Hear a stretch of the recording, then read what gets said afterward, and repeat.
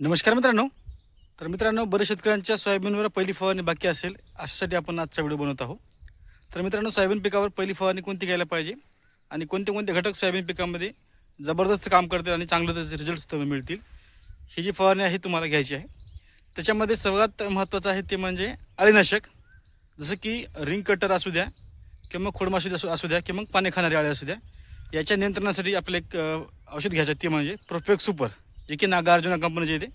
त्याचं जे प्रमाण आहे साधारण 30 ते 35 मिली असं आपण याच्यामध्ये डोस जे आहे हे घेऊ शकता.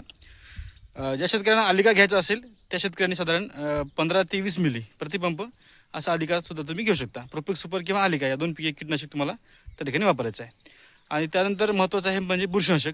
बुरशीनाशकामध्ये तुम्हाला दोन पर्याय सांगतो. ते म्हणजे तुम्ही एक घेऊ शकता रोको, ज्याच्यामध्ये थायफिनाइड मिथाइल आहे, ते घेऊ शकता, किंवा तुम्ही साप घेऊ शकता, ज्यामध्ये कार्बेडाझिम आणि मँकोझेप आहे. दोनपैकी एक बुरशीनाशक तुम्हाला घ्यायचं आहे. रोको जर घेत असेल साधारण 30 ते 35 मिली 35 ग्राम घ्यायचं आहे. आणि साप जर घ्यायचा असेल साधारण 30 ते 35 ग्राम तुम्हाला साप बुरशीनाशक घ्यायचं आहे. आणि त्याचबरोबर तुम्हाला जे विद्राव्य खत आहे, बरेच शेतकरी विद्राव्य खतामध्ये 19-19चा वापर करत असतात. ज्या शेतकऱ्यांची सोयाबीनची पिकाची वाढ कमी असेल अशा शेतकऱ्यांनी 19-19च्या जागी तुम्हाला 28-28-00 याचा वापर करायचा आहे. ज्यांच्याकडे 28-28-00 मिळत नाही त्यांनी 11-30-14 हे सुद्धा घेऊ शकता. ज्यांच्याकडे काय पर्याय नसेल, समजा कोणतंच मिळत नसेल, तर त्यांनी 19-19चा डोससुद्धा घेऊ शकता. तर 28-28 जे 00 आहे हे जे वरखत आहे साधारण तुम्हाला 80 ते 100 ग्राम प्रतिपंप या ठिकाणी तुम्हाला वापर करायचा आहे. ते जे की तुम्हाला करोमंडल कंपनीचं मिळते. बाकीचे कंपनीचं घेऊ नका, कारण की याच्यामध्ये जे आपण औषधं सांगितले ते तुम्हाला 100% रिझल्ट देणारे औषधे आपण त्या ठिकाणी सांगत आहोत. त्याचबरोबर बऱ्याच शेतकऱ्यांच्या सोयाबीनमध्ये एक प्रॉब्लेम आहे, ते म्हणजे पिवळेपणा, जे की अन्नद्रव्याची कमतरता ज्याला आपण म्हणतो, त्याची कमतरता असेल त्यांच्यासाठी एक चिलेटेड मायक्रोन्युट्रन घ्यायचं आहे. बरेच शेतकरी बायोटाव्या एक्स किंवा मग चिलेटेड झिंक याचा वापर करत असतात. तर त्याच्यामध्ये तुम्हाला चिलेटेड मायक्रोन्युट्रन, जी की तुम्हाला सगळ्यात बेस्ट कंपनी आहे ती म्हणजे BSF कंपनीचं लिबरल नावाने मिळते. याचा तुम्हाला वापर जे आहे साधारण 25 ते 30 ग्राम या ठिकाणी तुम्हाला वापर जे आहे करायचा आहे. जर तुम्हाला चिलेटेड मायक्रोन्युट्रनमध्ये BSF कंपनीचं मिळत नसेल तर तुम्ही चिंगमिक्स कॉम्बी किंवा मग इतर जी कंपन्याचे आहेत ज्याच्यामध्ये चिलेटेड असलं पाहिजे ग्रेड 2मध्ये, याचा जे वापर आहे तुम्हाला त्या ठिकाणी करता येईल.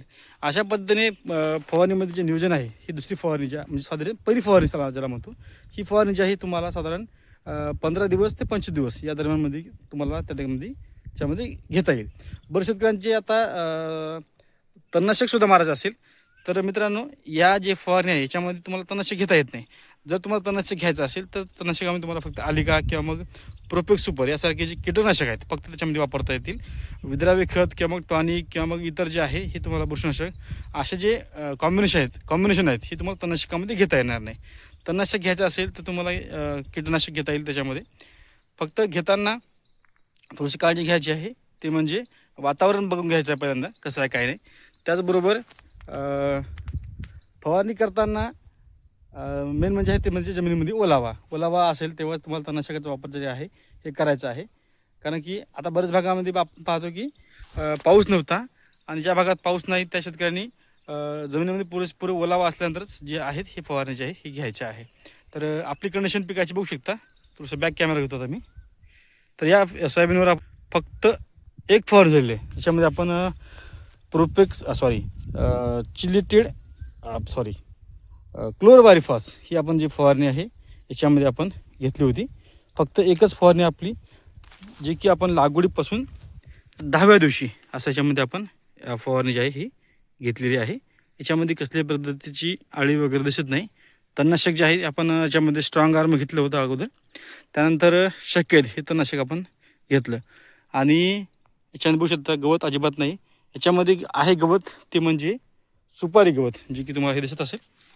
हे जे गवत आहे याला सुपारी गवत म्हणतो आम्ही आमच्या भागामध्ये. तर हे जे आहे याचं प्रमाण हे थोडंसं मरत नाही. आणि त्याचबरोबर एक 52च्या गवत असते जे की तेलवर्गीय पिकामध्ये मोडते, ते सुद्धा बाकीच्या तणनाशकने जे आहे हे तण मरत नाही. फक्त 2 तणनाशक जे 2 तण आहेत त्याच्यामध्ये थोडेसे मेलेले आहे. बाकीचे केना असू द्या, दुधी असू द्या किंवा बाकीचे बारीक गवतवर्गीय जे तण आहेत हे सुद्धा संपूर्ण याच्यामध्ये मेलेले आहेत. तर अशा पद्धतीने नियोजन तुम्हाला करायचं आहे. याच्यामध्ये पुन्हा आपण क्युरिनसारखं किंवा मग राऊंड अपसारखं हे जे तणनाशक आहेत आपण या नालीमध्ये जर तण जास्त झालंच तर आपण याच्यामध्ये असं या पद्धतीने हे घेऊ शकता. या पद्धतीने तुम्हाला फवारणीचं नियोजन जे आहे हे करू शकता. धन्यवाद.